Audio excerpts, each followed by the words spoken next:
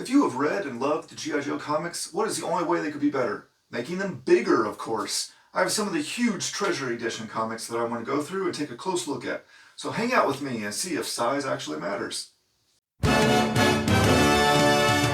Yo, Joe. Talking comics, here's your host. It's A Real American Brian. Alright, this is a video I've wanted to do for quite some time. I think I've even mentioned it a couple times. But it's finally time. Let's talk about some big G.I. Joe comic books. Not big in importance, even though these are very important, but big in trim size. So, if you can't tell from the picture here, we have a little comparison. Here's our normal sized comic next to one of these massive Treasury editions. And then just for goofs, here's one of the digest sized comic magazines. So these things are pretty massive, which makes them so much better because you get to appreciate everything there is. But, so we have 3 Treasury editions for G.I. Joe.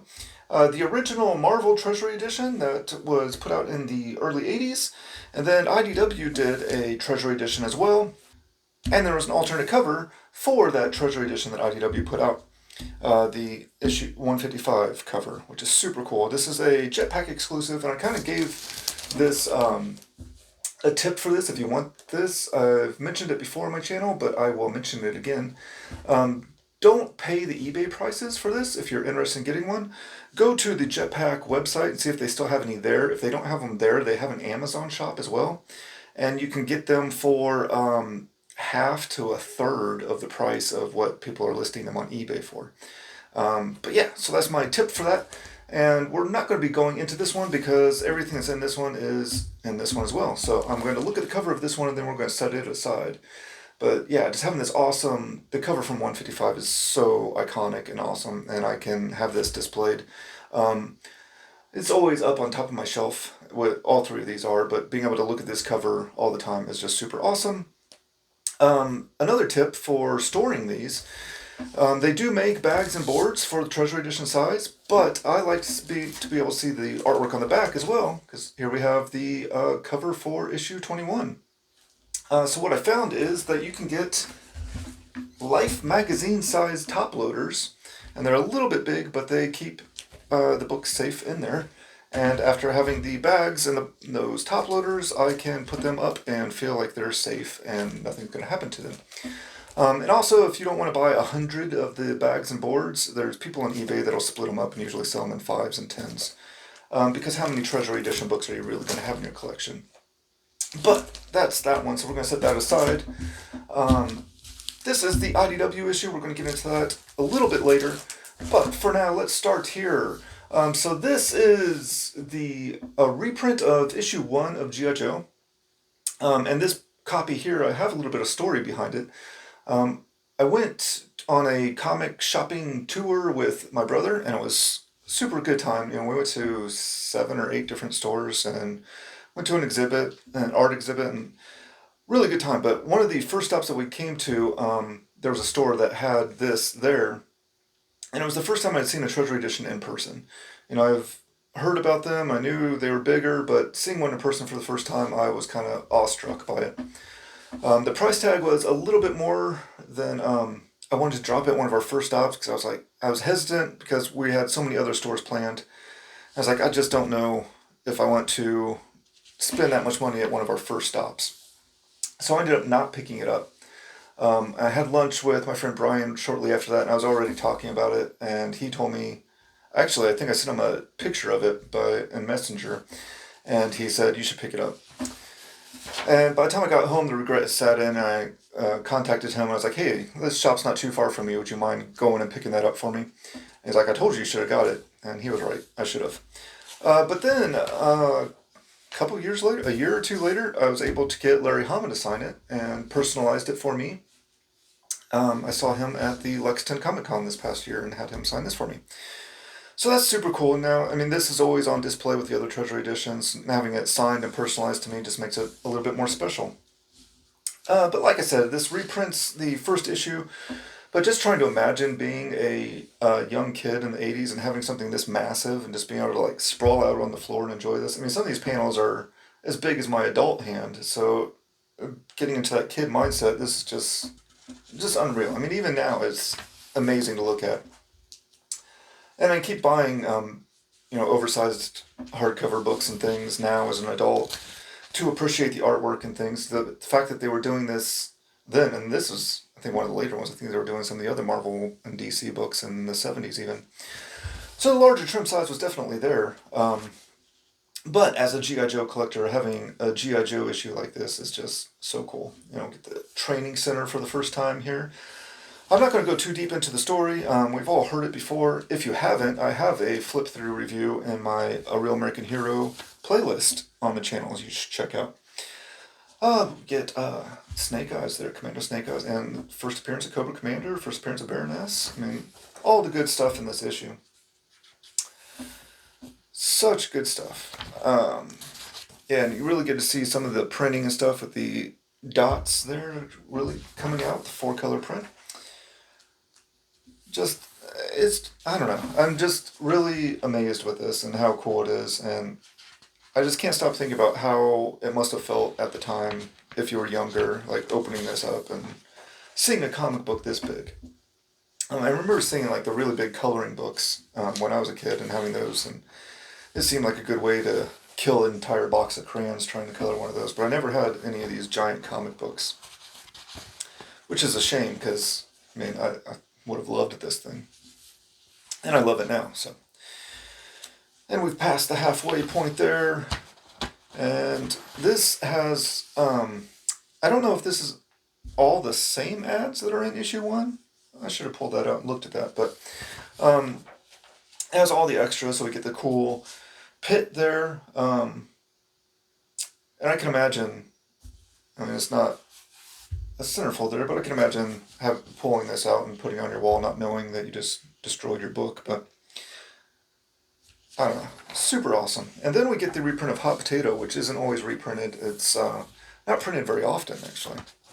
There's a few times it's been reprinted, but most of the reprints of issue 1 kind of stop with the main story and don't have the backup story of Hot Potato. But it's included here, which is nice. It's not the greatest story in the world, but just the fact that it's missing from so many reprints kind of makes it a little bit more special. And Hot Potato comes to an end, and we have more extras. Oh, the free Cobra Commander. Good timing there.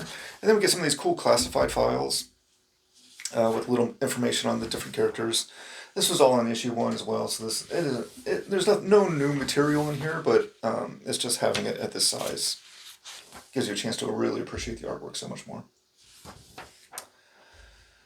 And then one of the cool things, like this ad, I don't know if this was in issue 1 or not, but I love this. Like, I wish that I could have just like a print of this. That is super cool. Then we get the Vamp info there, and on the back, the Mobat in color. So that is the Marvel printed Treasury Edition that came out in the early 80s, reprinting issue 1. And then when IDW got the license, they made a Treasury Edition, which is super cool. This is not something that they had to do. I don't know how big of a seller this was, but this is definitely something for the fans, I think. But the fact that they used the Campbell cover from the Devil's Due era as a placement for it is pretty interesting. I would have expected they either did a new piece of artwork or just used the artwork from issue 1, but they chose to go with Campbell. And as you can see, this is not a facsimile at all. This is on newer glossy paper and with new coloring. So not as wonderful. And this collects issue 1, issue 82, and issue 155. So it's not just issue 1. You actually get 3 comics in this one. And issue 1 and issue 155 being big ones there. And issue 82, Weeding Out, is a great story as well. But getting that 155 in this treatment is super awesome.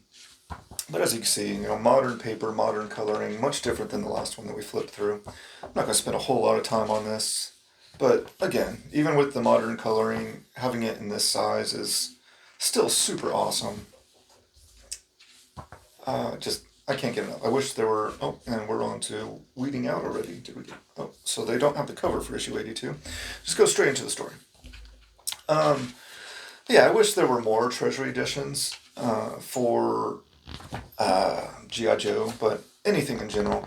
One of the other things I want to do once we get through this little flip through here is pull out one of the new modern Treasury editions from Marvel that they're doing for the Black, White, and Blood series and for the Grand Design books to show you that they're actually a little bit different size than these even. And we're on to issue 155 here, which is an amazing issue. I'm sure you've read it if you're watching this YouTube channel, but if you haven't, you should definitely go back and read G.I. Joe 155. It's an amazing piece of work. Larry Hama just really knocked it out of the ballpark there with the final Marvel issue.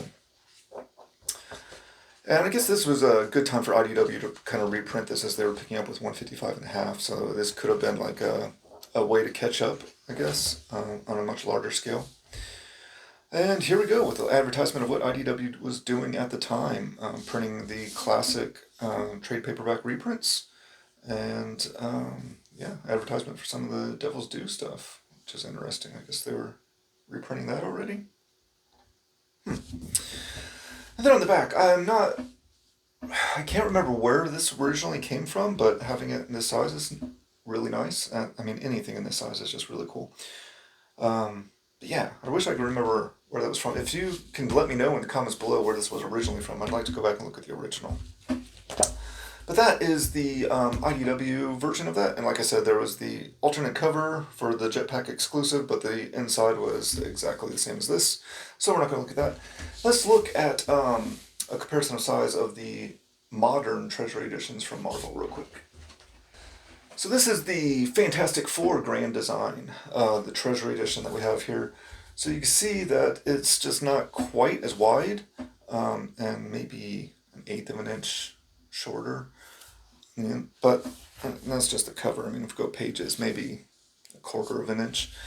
But it's just not quite as wide, but really close. And I love these. I love this trim size. And these like soft / hard cover things that they have there are super cool. But yeah, if you can get a chance to track one of these Treasury editions down, I highly recommend it. They are just super awesome to flip through, and a little piece of history. And there's a little fun size comparison there that's a bit ridiculous. So we have the smallest of the Joe books and the largest. But the normal size comic there, just one more time. That's how big they are. They are awesome. I highly recommend any G.I. Joe comic book fan go out and get some Treasury editions. Especially the Marvel one, if you can track it down. It's not crazy expensive, but you don't see it come up that often. But being able to enjoy that, just the original comic there is so cool. But please keep watching, like, and subscribe this video, and check out some of the other videos on the channel if you haven't already. Thanks. That was a real American Brian. And now you know, because knowing is half the Brian.